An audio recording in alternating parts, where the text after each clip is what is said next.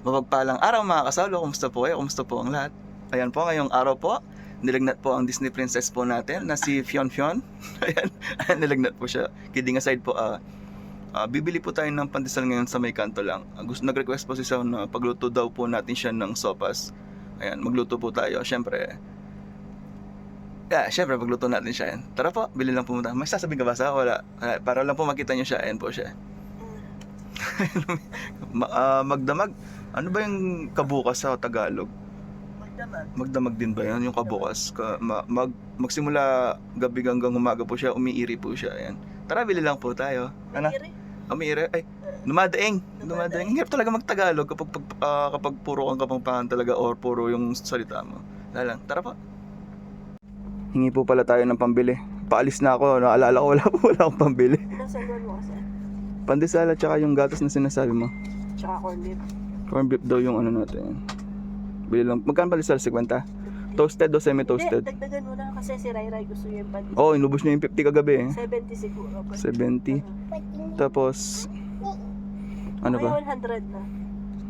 100 na. Kasya na tong ay, Kasya yan. ano yung pinapabili mo sa akin? Corned beef at tsaka evaporada. Corn beef. Layo-layo pa mo yung...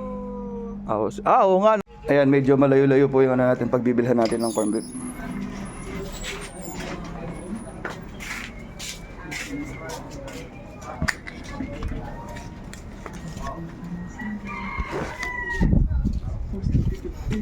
Salwana? Corn beef? Ano bang evaporada madagol? Corn beef, ang pang evaporada madagol? Wala. Corn beef, paten, malate. Ito kaya malati. Malati.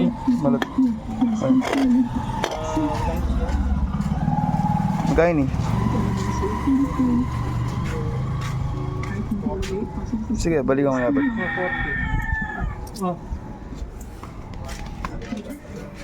Layo po, no?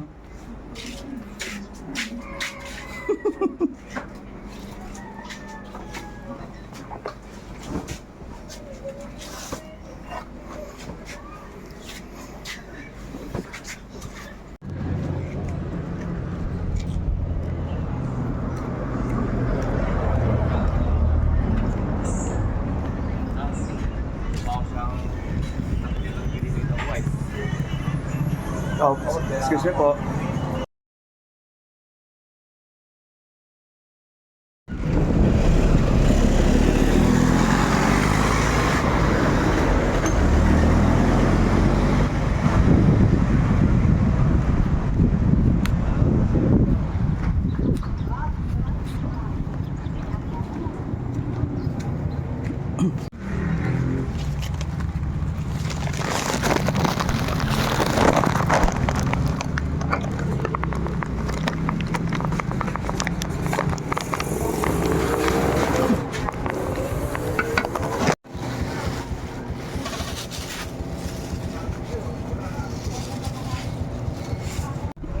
Magkano po ito, ma'am?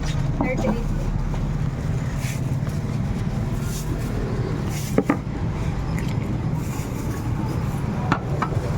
Thank you.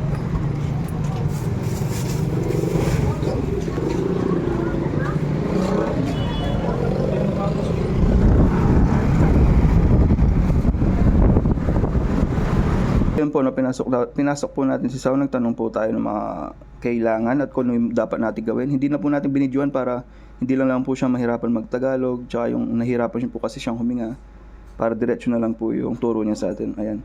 Binigyan na lang po tayo ng idea kung paano po lutuin.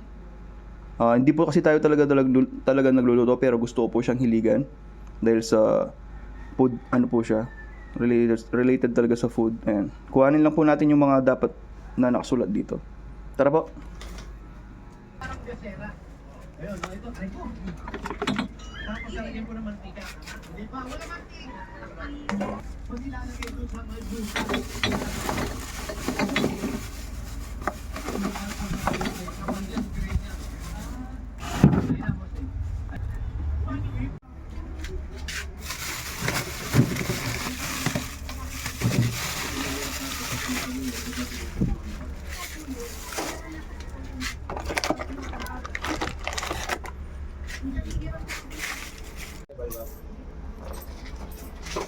Ingredient check muna tayo. Ingredient check. Ayan.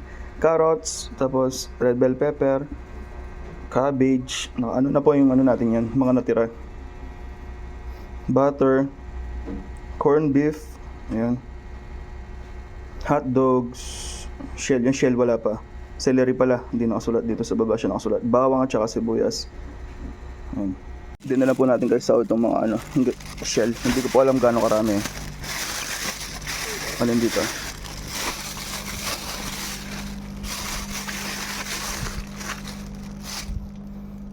Pwede na siguro ito. Ito lang, ganito. Okay lang naman eh. No? Kayo lang naman. Pwede na to. Kasi mali pa ka dalog. Ayan, alos naka-ready na po yung mga kailangan natin. Minsan na po natin dito para hindi po tayo mahirapan magluto mamaya at hindi abot-abot ng ganun. Dahil hindi naman po tayo sanay, baka malito po tayo. Alos nandito na po yung kailangan natin. Magbalat lang po tayo at saka maghiwa. Ano din po ako kahapon, sumama din po yung pagramdam ko. Ang sakit po ng ulo ko, kaya hindi po tayo nakapaglinis kahapon. Alos nakatulog din po tayo kahapon, kasabay nito. Maghapon din natutulog.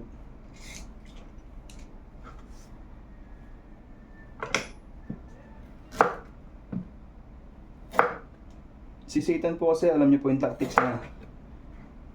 Kapag yung blessing po na dumating po sa atin, pilit niyang hinaharang. Lalo na po yung blessing na dumating ay kinalugdan po ng Panginoon.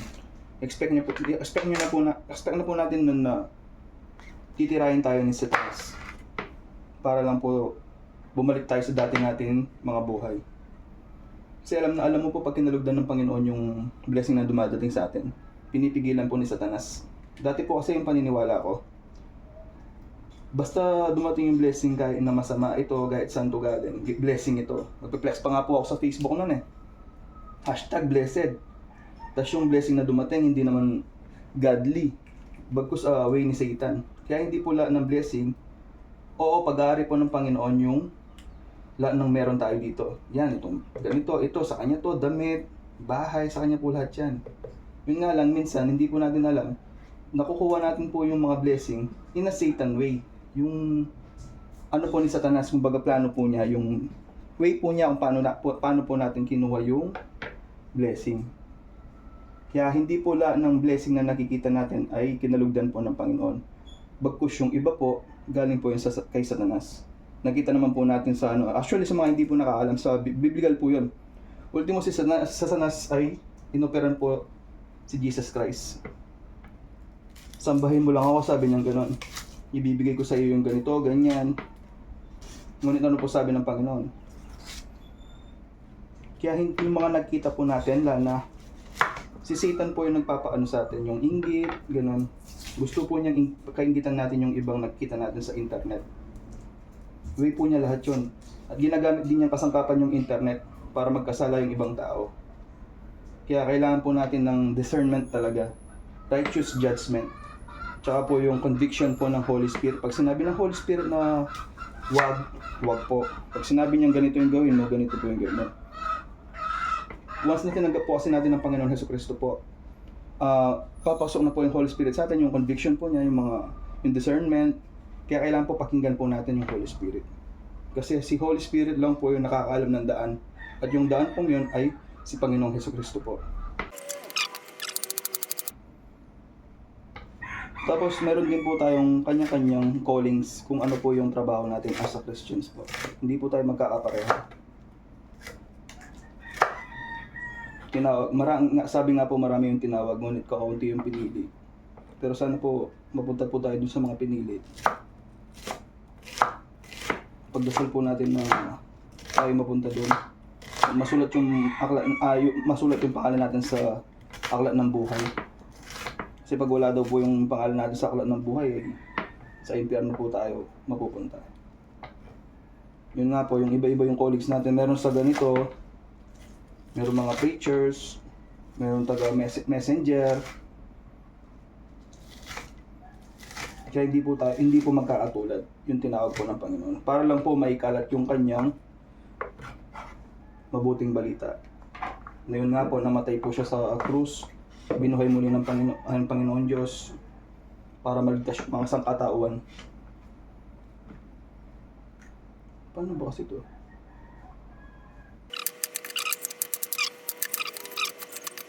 Naiba-iba yung colleagues natin. Yung sa atin po, gagamitin ko po yung basta ako po gagamitin ko po yung page natin para may kalat po yung mabuting balita. Siyempre at the same time po, kailangan po natin itong pamuhayan. Subukan po natin mamuhay na may kabanalan. Kasi paano po yun? Ultimo si Pablo po sinabi po yun na nag-share siya ng gospel to. Tapos siya pala masunog po siya sa impyerno, di po ba? Yung nagtanong po tayo kay Sao, no? Pa-strike po daw pag ganito daw. Tapos pag ganito, pag ganito, pag ganito.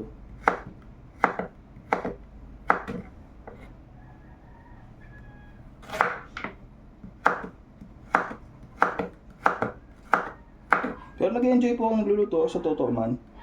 Kaya sumali po ako sa mga groups ng mga chef, ganito. Parang gusto ko po siya. Parang tumanda, sa bagay, wala naman po sa edad yan. Pag pinili ng Panginoon na ganito yung gawin mo, kahit anong edad mo pa, bibigyan ka niyang kalakasan. Gusto ko po yung food industry. Pero gusto ko po sana yung nagluluto ako, pero hindi po ako kumakain kagaya ng dati. Nagluluto lang. Actually, pangarap ko po dati, ako nakento ko na yun. Nung nagluluto, nung nagtatrabaho pa po ako sa Sambales Staying. Tapos shoutout sa naging katrabaho ko nun, ang bait nun. Kalimutan ko lang yung pangalan niya. Sa may Cabanatuan City, Nueva Ecija siya nakatira, pero nagtatrabaho siya nung dito sa may Angeles. Tapos tinuturuan niya ako mag-drive. Pati pagdadrive nun.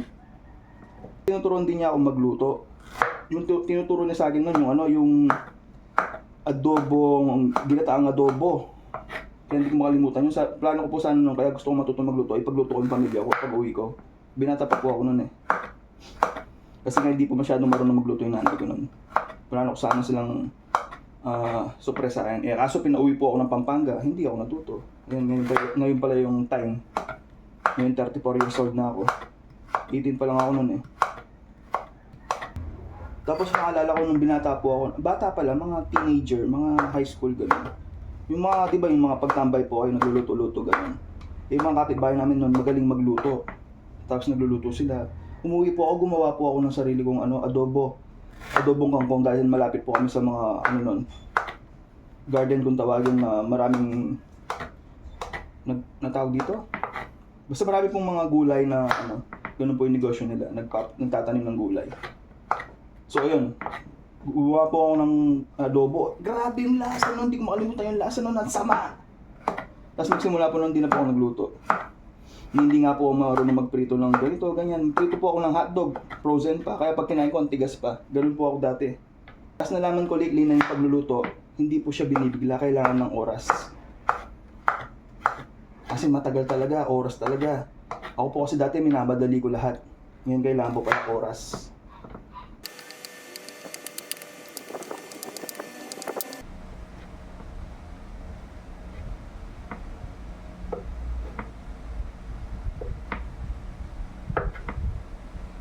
So yun, bawang muna daw. Ang bakarami. Pwede na kaya ito. Tigdagan natin para mas masarap.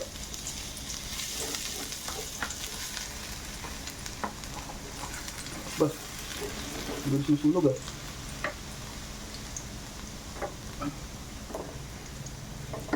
Uy, bilis masunog. Hina lang ng apoy. Sibuyas.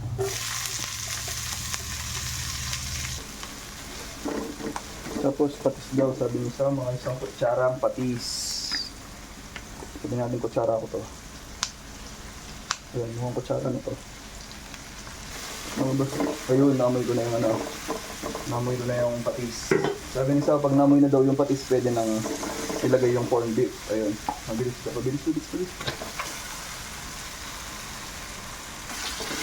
Tapos pagkatapos ng corned beef, hotdog. Hindi na naglagay ng manok si sa corned beef na lang daw po. Para mamula-mula yung natin yun. Ay, hindi. Namumula pala yung sa hotdog. Nungulay pink. Yung pa ko, result agad. Sa mga nanonood po, hindi po tayo talaga nagluluto. Pero inaaral po natin, guidance po ng Lord. Gusto ko po kasi talaga magluto. Kagaya po nito, simple lang po sa mata ng mga nagluluto na isang sopas. Pero sa mga kagaya ko po na walang kaalam-alam sa pagluluto mga kasawlo, blessing po to sa Diyos, galing sa Diyos. Lalo na yung pagluluto po natin ay hinihingi po natin ng guidance sa Lord. Kagaya po yan, dinadasal ko po kayo po yung maging panlasa ko, kayo po yung maging kamay sa pagluluto po. Para magustuhan po sana ng kakain. Hindi po kasi talaga tayo nagluluto. Kaya pag nakita po to ng mga basic na pagluluto, nagluluto na simula pagkabata, basic lang po to. Ako na magprito lang ng itlog, sunog pa.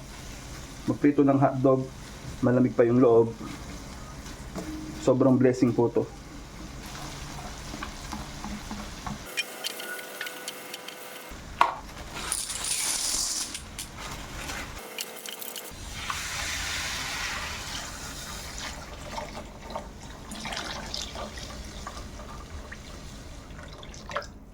Nga po pala mga kasalo, naglalagay din po tayo ng mga artificial na pampalasa.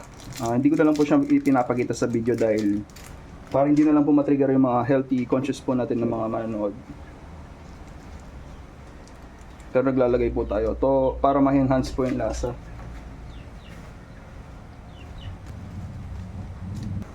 Yan, pag kumukulo na daw po, sabi ni Sao, lagay na natin na sabay-sabay yung gulay. Tapos pakuluin ulit, tapos gatas, tapos luto na nun. Butter pala mga may butter po pala. At ayan, kumukulo na huli. Sabi ni Sao, maglagay na tayo ng gatas. Sarap po tignan ng ganito pag nakapanood ako ng video na ganito, yung binubuhusan nila ng gatas. Iwan ko, masarap sa mata. Dati akong pahinanti ng ganito nung bata ako, 18.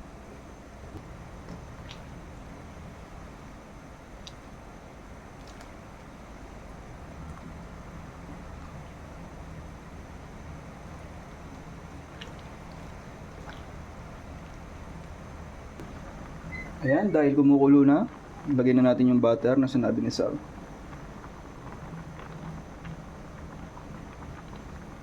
Uy! Tatawagin po natin tong espesyal na sopas dahil hindi po siya luto ko. Luto po through guidance po ng Holy Spirit.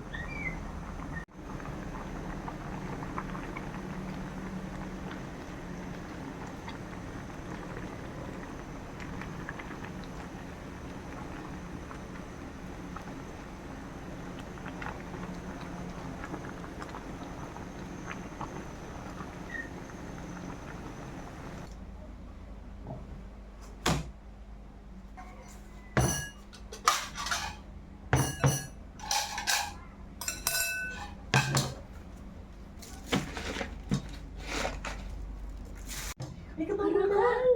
Na? Kabalo na. Oh.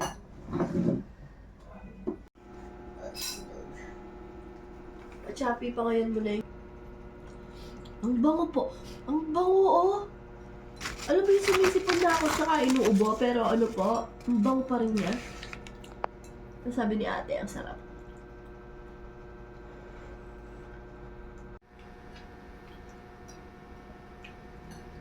Yan si ate, apat na di pa sapat. Ano yung sinasabi mo? Ang lakas mo ang tawag doon? Ano ba yan? Yung word na ginamit mo nung minsan? Ang lakas mo man trip? Ano ba yung sabi mo, be? Saan? Hindi, mayroon siya sinabi. Dog show? Dog show.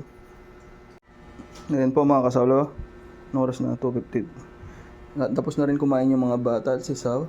Dito na po natin tatapusin ang ating video na to. Hanggang sa muli po.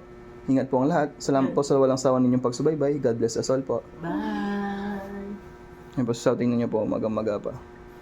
Dumabaga pa ako. Ali, ingkaya ni Mama ka.